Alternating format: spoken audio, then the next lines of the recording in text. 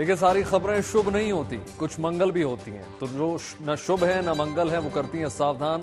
तो शुभ बताने, मंगल दिखाने और सावधान करने के बाद फिर से हाजिर हूं मैं अपराध शुक्ला। और आज हम बात कर रहे हैं जम्मू कश्मीर की, जहां आतंकवाद पर शिकंजा कसने के लिए आज दिल्ली में गृह मंत्री अमित शाह ने एक अहम बैठक की। चर्चा है कि इस बैठक के बाद कुछ बड़ा हो सकता है। इसके साथ ही दिखाएंगे कि घाटी में टेरिटोरियल आर्मी के एक पूर्व सैनिक को निशाना बनाए जाने के बाद सुरक्षा बल के जवान किस तरह एक्शन मोड में हैं। आखिर में बात होगी ट्रंप की, जिन्होंने अमेरिका में अवैध एंट्री करने वाले करीब 200 भारतीयों को एयरफोर्स की प्लेन से भारत दोबारा रवाना कर दिया। भारत के नजरिए से ट्रंप के इस फैसले के क्या मतलब है, क्या मायने हैं, आज आपको विस्तार से बताएंगे।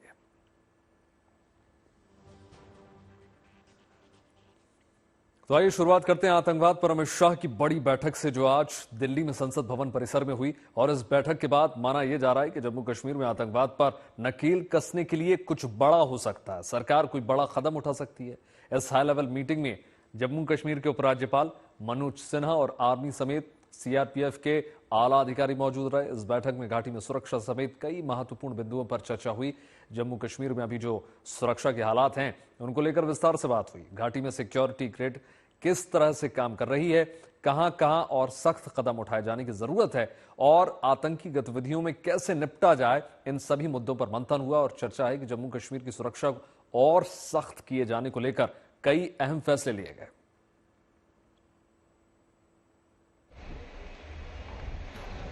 कई मायनों में बहुत महत्वपूर्ण है, क्योंकि साल की ये पहली बड़ी बैठक है। क्योंकि पिछले कुछ दिनों में जम्मू कश्मीर में आतंकवादी गतिविधियां लगातार बढ़ती जा रही थी, और कुलगाम में जिस तरह की घटना हुई है उसके ठीक अगले दिन इस बैठक का होना जो है कहीं ना कहीं दर्शाता है कि सरकार कितनी ज्यादा सजग है। कुलगाम में टारगेट किलिंग की गई, जिसमें पूर्व सैनिक के साथ साथ उनके परिवार वालों पर हमला किया गया।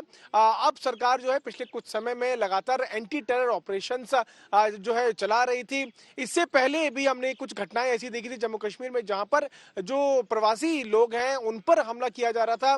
दूसरे राज्यों से जो काम करने के लिए जम्मू कश्मीर में पहुंचे थे उन पर हमला किया गया था, और उस वक्त भी कड़े निर्देश जो है वो गृह मंत्रालय की तरफ से दिए गए थे। लेकिन पिछले कुछ दिनों में रियासी, जम्मू, कठुआ और कई इलाकों में आतंकवादी गतिविधियां बढ़ने के कारण गृह मंत्रालय ने आज एक बहुत महत्वपूर्ण बैठक की। इससे पहले 19 दिसंबर को यह बैठक की गई थी, और इस बैठक में सरकार का समन्वय जम्मू कश्मीर की सरकार के साथ कैसा हो, साथ ही साथ सेंट्रल आर्म्ड फोर्सेस और जम्मू कश्मीर फोर्सेस के बीच में किस तरह का तालमेल हो, इन सभी चीजों पर जो है डिस्कशन हुआ है। बड़ी बात इसमें यह निकल के आई है कि जब अब कुछ दिनों में, कुछ महीनों में मौसम में बदलाव होगा और इन्फिल्ट्रेशन को किस तरह से रोका जाए उस पर भी कदम उठाने को लेकर सरकार कहीं ना कहीं चिंता कर रही है। तो जिस तरह की गतिविधियां पिछले कुछ दिनों में लगातार बढ़ी, उसके मद्देनजर आज ये बैठक ली गई। 2.5 घंटे के आसपास ये बैठक चली। इस बैठक में शुरुआत में पहले आर्मी के कुछ अधिकारी, फिर गृह मंत्रालय के अधिकारी वहां पर पहुंचे, सीआरपीएफ के अधिकारी वहां पहुंचते हुए नजर आए, और समन्वय हॉल जो संसद भवन का है वहां पर यह बैठक हुई, और इस बैठक में कई महत्वपूर्ण बिंदुओं पर चर्चा की गई। अब देखना ही होगा कि आगे वाले समय में सरकार किस तरह के कदम उठाने जा रही है, क्योंकि जम्मू कश्मीर सरकार के लिए एक बहुत महत्वपूर्ण मुद्दा है। धारा 370 हटने के बाद से सरकार का हमेशा से एक क्लेम रहा है कि वहां पर आतंकवादी गतिविधियां कम हो रही हैं, लेकिन पिछले कुछ समय में जो आतंकवादी गतिविधियां हैं, घटनाएं बढ़ी हैं। लेकिन अगर कंपेयर करें हम आतंकवादी घटनाओं का 370 धारा हटने से पहले के काल से, तो उसमें काफी कमी आई है। लेकिन सरकार साफ ये कहना चाह रही है कि सरकार की मंशा ये है कि जम्मू कश्मीर में किसी भी तरह का कोई भी घटना जो है वो ना हो, और इसीलिए हर तरह के स्टेप्स उठाए जा रहे हैं।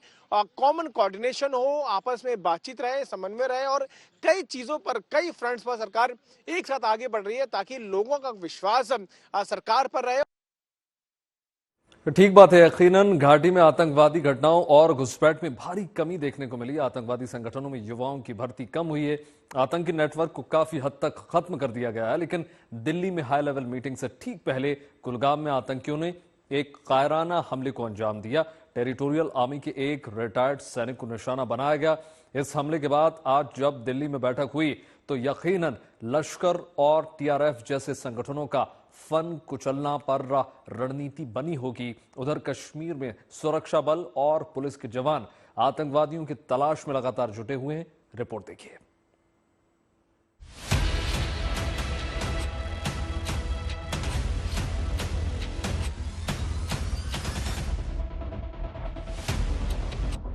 चप्पे चप्पे पर नजर।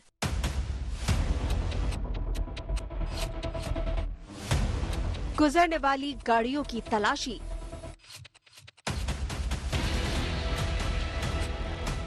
हर उस जगह पर मोर्चाबंदी जहां आतंकियों को छिपे होने की गुंजाइश हो सकती है। सुरक्षा बल के जवान पूरी तरह मुस्तैद है। तलाश है उन दहशतगर्दों की जिन्होंने वादी को एक नया जख्म दिया। कुलगाम में फिर गोलियां चलाई गई। एक रिटायर्ड सुरक्षा कर्मी को निशाना बनाया गया। दहशतगर्दों से इसका हिसाब किताब किया जाना चाहिए। इसलिए पुलिस और सुरक्षा बल के जवान दिन रात जुटे हैं।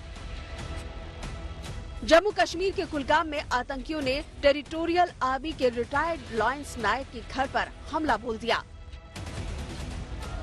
बेहीबाग इलाके में ठीक मंजूर अहमद के घर के सामने फायरिंग हुई जब वो कार में बैठकर कहीं जाने की तैयारी में थे।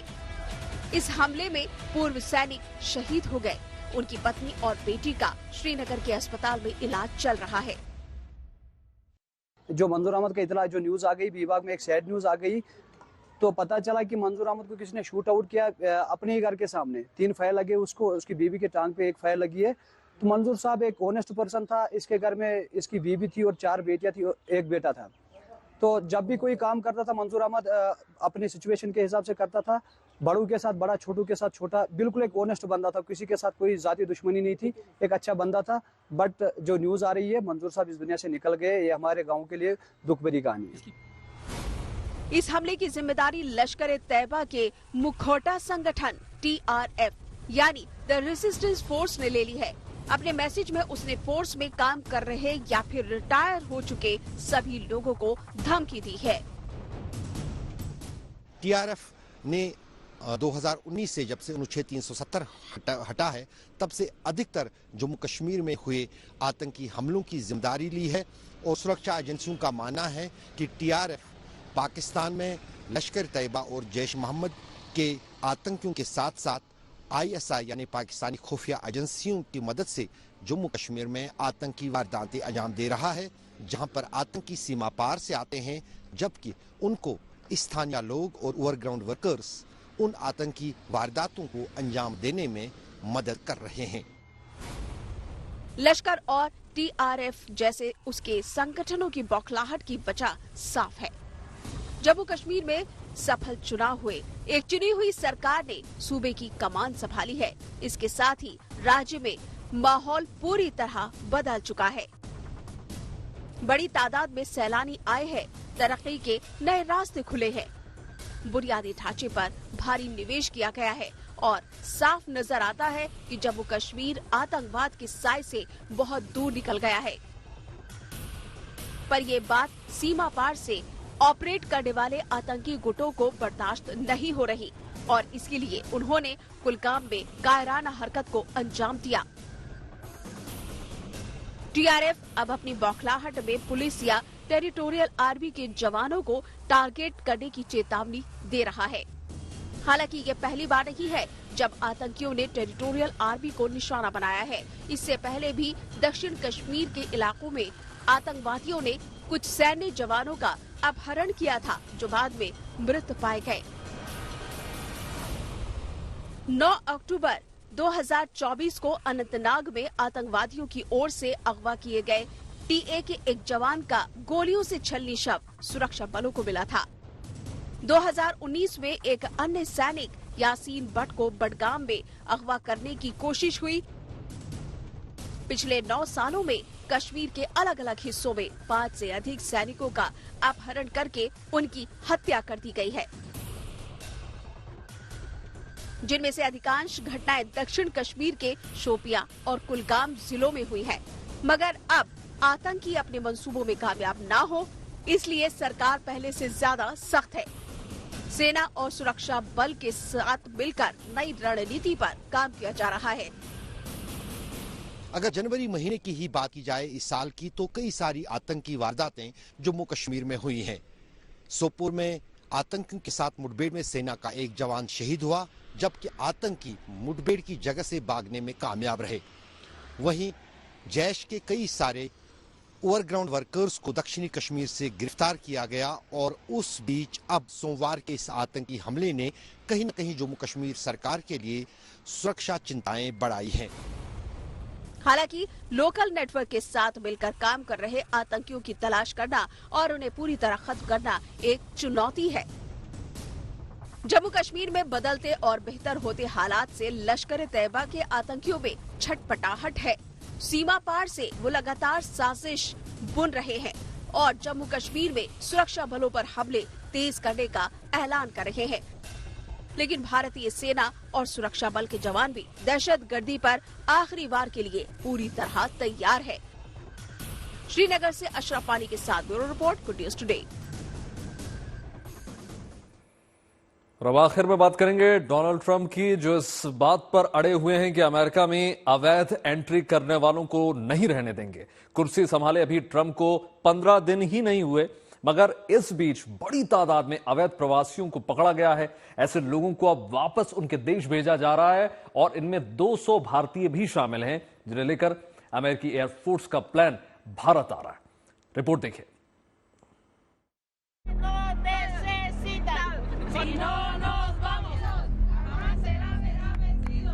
All illegal entry will immediately be halted, and we will begin the process of returning millions and millions of criminal aliens back to the places from which they came. I will declare a national emergency at our southern border.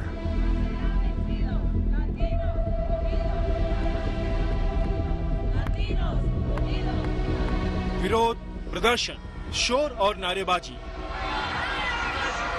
America के अलग अलग शहरों में ये जो मंजर है वो बदले हुए सियासी माहौल की वजह से है। 15 दिन पहले सब ठीक था।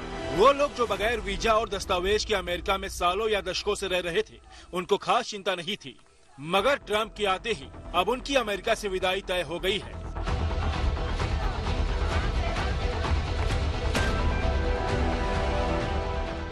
ट्रंप का सीधा सा फरमान है, कागज नहीं तो अमेरिका में एंट्री नहीं। जो अवैध तरीके से आए हैं उनको हर हाल में जाना होगा। ये बात ठीक है कि जो किसी भी तरह अमेरिका पहुंच गए, वहां रोजगार तलाश लिया, घर गृहस्थी बसा ली, अब उनके लिए जाना आसान नहीं। मगर पत्थर पर लिखी लकीर की तरह ट्रंप का फैसला भी अटल दिखाई देता है और इसमें कोई भेदभाव भी नहीं। पहले मैक्सिको के अवैध प्रवासियों का नंबर आया, फिर अवैध भारतीय अप्रवासियों पर भी सरकार सख्त हुई और ऐसे भारतीयों की पहली खेप को अमेरिकी वायुसेना के प्लेन से भारत रवाना कर दिया गया। C-17 ट्रांसपोर्ट एयरक्राफ्ट में 205 भारतीय हैं। इन सभी की पहचान भी कर ली गई है। खबर है कि ये प्लेन अमृतसर उतरेगा और बताया जा रहा है कि इस पूरी प्रक्रिया में भारत शामिल रहा है। अमेरिका में रहने वाले अवैध प्रवासी भारतीयों को C-17 ग्लोबमास्टर से भारत भेजा जा रहा है। अमेरिका के एयरफोर्स का C-17 ग्लोबमास्टर सोमवार देर रात अमेरिका से उड़ा और ये भारत के लिए रवाना हो चुका है। सूत्रों की माने तो ये बताया जा रहा है कि ये C-17 ग्लोबमास्टर जो अमेरिकी एयरफोर्स का विमान है, वो रास्ते में किसी देश में रिफ्यूलिंग के लिए रुक सकता है, चाहे वो जर्मनी हो या फिर यूएई का कोई देश हो। लेकिन ये कब भारत पहुंचेगा इसकी अभी कोई जानकारी नहीं है। बताया जा रहा है कि 205 भारतीय इस C-17 में आ रहे हैं और इनका वेरिफिकेशन किया गया बाकायदा इन्हें इस फ्लाइट में भेजने से पहले, इनको रिपोर्ट करने से पहले। और ये भी बताया जा रहा है कि ऐसे ही कई दस्ते अमेरिका से भारत के लिए रवाना होंगे आने वाले कुछ हफ्तों में। देखा जाए तो ट्रंप वही कर रहे हैं जिसका वादा किया था। ऐलान था कि जो अमेरिका के फायदे के लिए अवैध एंट्री वालों को बाहर कर देंगे। इसके बाद इमिग्रेशन एंड कस्टम इन्फोर्समेंट यानी ICE ने 15 लाख अवैध अप्रवासियों की लिस्ट तैयार की। हैरानी की बात ये थी कि इसमें 18,000 भारतीयों के नाम भी शामिल हैं। यानी देर सवेर इन सभी पर ट्रंप सरकार कार्रवाई करने का इरादा कर चुकी थी। और जब भारत के विदेश मंत्री एस जयशंकर ट्रंप के शपथ ग्रहण समारोह के वक्त मौजूद थे, तो विदेश मंत्री रूबियो ने उन्हें हालत से वाकिफ भी करा दिया था। अवैध एंट्री वालों को वापस लेने पर भारत को कोई दिक्कत नहीं थी, बशर्ते उनका भारतीय नागरिक होना साबित हो जाए। We have always taken the view that if there are any of our citizens who are not here legally, if we are sure that they are our citizens, we have always been, open to their legitimate return to India. So it's not a position unique to the United States. I mean, I do understand right now that there is a certain debate going on and a resulting sensitivity which is there. Bharat ने हरी झंडी दी तो Trump सरकार और active हो गई। 10 दिन में करीब 1700 अवैध अप्रवासी भारतीयों को हिरासत में लिया गया। माना जा रहा है कि सभी को भारत भेज दिया जाएगा। इस बीच ट्रंप और पीएम मोदी के बीच जब फोन पर बात हुई तो उसमें भी इस मुद्दे पर चर्चा हुई। बातचीत के बाद मीडिया से ट्रंप ने कहा कि पीएम नरेंद्र मोदी अवैध अप्रवासियों को लेकर जो सही होगा वही करेंगे। इस मामले में भारत के साथ चर्चा चल रही है। रोजगार और बेहतर जिंदगी की तलाश में दुनिया भर से लोग अमेरिका जाना चाहते हैं, पर सभी को वीजा नहीं मिलता।